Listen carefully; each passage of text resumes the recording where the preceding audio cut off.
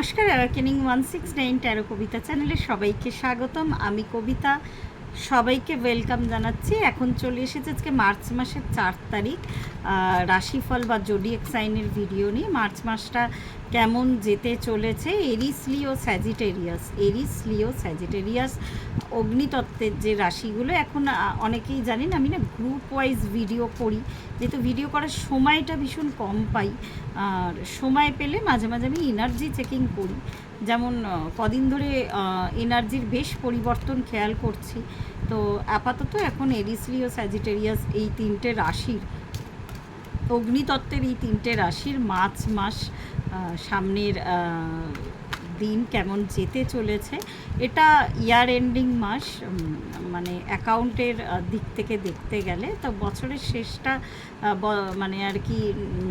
এখন যেহেতু ক্যালেন্ডারের পাতায় জানুয়ারি থেকে স্টার্ট হয়ে গেছে, চাইনিজ ইয়ার ফেব্রুয়ারি থেকে স্টার্ট হয়েছে, কিন্তু নতুন কোনো খাতা বা ক্যালেন্ডার স্টার্ট হয় কিন্তু এখন এপ্রিল মাস থেকে।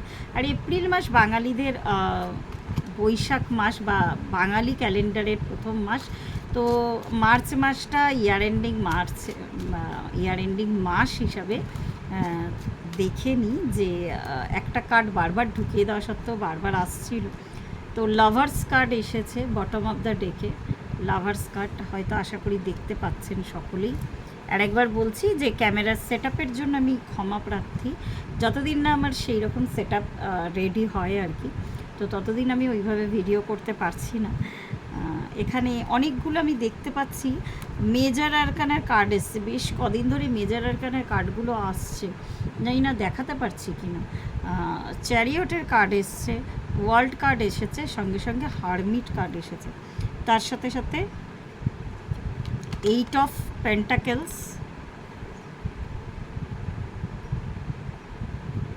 তার সাথে 6 অফ কাপসের কার্ড এসেছে, আবার একটা মেজর আরকানা হেরোফ্যান্টের কার্ড এসেছে, 9 অফ সোর্টসের কার্ড এসেছে।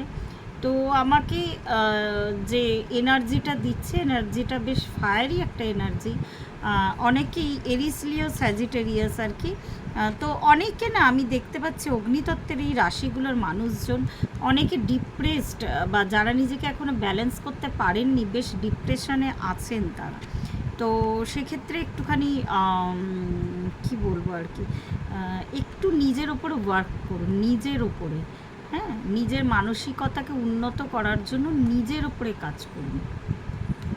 তার সাথে সাথে ওয়ার্ল্ড কার্ড আপনাদের একটা সাইকেল কমপ্লিট হতে চলেছে, কিন্তু সেই সাইকেলটা ভালোবাসার হোক, আগেই বলেছে একটা ইয়ার এন্ডিং মাস, হয়তো কিছু প্যাটার্নের এমন কোনো জিনিস যেটা আপনি হয়তো ছাড়তে পারছিলেন না, যে জিনিসটা বেশ মানে আপনার ক্ষেত্রে আর কি ঠিক নয়, যেটা আপনার মানসিকতাকে হার্ট করছিল বারবার, বেশ টক্সিক একটা জিনিস, সেটা কিন্তু ছেড়ে বেরিয়ে আসতে পারবেন।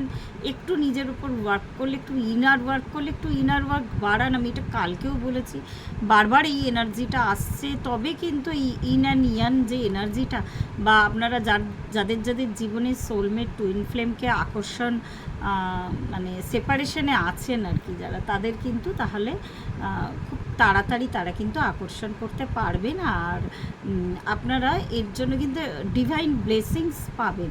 যদি একটুখানি বলেন একটা পা আপনি যদি বাড়ান, ঈশ্বর কিন্তু আপনার দিকে 10টা পা বাড়িয়ে দেবে। তো সেই একটা পা বাড়ানোর অপেক্ষায় আপনারা এখনও পর্যন্ত আছেন আর কি। আর ডিভাইন ব্লেসিংস আছে, বারবার বলছি, মার্চ মাসটাকে কাজে লাগান, নিজের উপরে কাজ করুন। কারোর পেছনে ধাওয়া করতে হবে না, কাউকে চেস করতে হবে না। একমাত্র জানবেন যে আপনি নিজের মধ্যেই নিজে কমপ্লিট হবেন আগে, তারপরে কিন্তু অন্য কেউ আপনাকে কমপ্লিট করবে, সেই আশায় কিন্তু বসে থাকবেন না। তো আমি বলবো অ্যাঞ্জেলস ব্লেসিং বা অ্যাঞ্জেলরা কিন্তু আপনার চারিদিকে আছে, আর সেই সংকেত কিন্তু আমি বারবার পাচ্ছি। যদি কোনো নতুন ইনভেস্টমেন্ট, নতুন কোনো উদ্যোগ শুরু করতে চান, তারা কিন্তু নতুন কোনো উদ্যোগ শুরু করতে পারেন।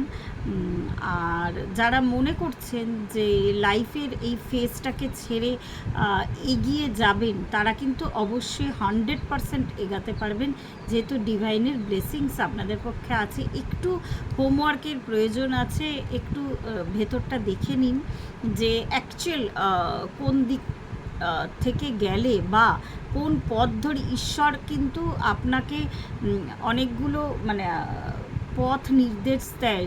সেটা কিন্তু বলে তো মানুষের মানে আমাদের দেখার বা সেই দূরদৃষ্টির অভাব থাকে, আমরা কিন্তু চিনতে পারি না যে কোন পথটায় গেলে অ্যাকচুয়াল আমাদের ক্ষেত্রে মঙ্গল। তো ঈশ্বর কিন্তু সেই ইন্ডিকেশন আপনাদেরকে দিচ্ছে। কারোর যদি কোনো কোর্ট কেস বা কোনো মামলা বা কেউ যদি ডিভোর্সের মামলা করে থাকেন, তো এরম কিছু যদি পেন্ডিং থেকে থাকে এরিস লিও আর স্যাজিটেরিয়াস রাশির মধ্যে, তো আমি বলবো যে সেই মামলা কিন্তু সুষ্ঠু একটা সমাধান আপনারা পেয়ে যেতে পারেন এই মার্চ মাসেই। আপনাদের সাফল্যের চাবিকাঠি আপনাদের নিজেদের হাতে আছে, কেউ এসে কিন্তু আপনাদের হাতে এটা ধরিয়ে দেবে না। তো সুতরাং বলবো যে সাবধান থাকুন। সাবধান এই জন্যই বলবো যে অন্যকে বেশি প্রায়োরিটি দিতে গিয়ে নিজেকে কখনোই এমন একটা এতে আনবেন না, এমন একটা নিজেকে আবদ্ধ দশায় আনবেন না যেই জালটা ছিঁড়ে বা যেই লুপটা ছিঁড়ে আপনি বেরাতে না পারেন। তো বারবার বলবো যে লুপটা ছিঁড়ে এগিয়ে চলুন, ডিভাইন আপনার সঙ্গে আছে। তো আজকে এই পর্যন্তই, নেক্সট দিন আসবো অন্য কোনো অগ্নিতত্ত্বের রাশি হয়ে গেল, জলতত্ত্ব, বায়ুতত্ত্ব আর পৃথিবী তত্ত্বের রাশি নিয়ে। ধন্যবাদ, ভালো থাকবেন।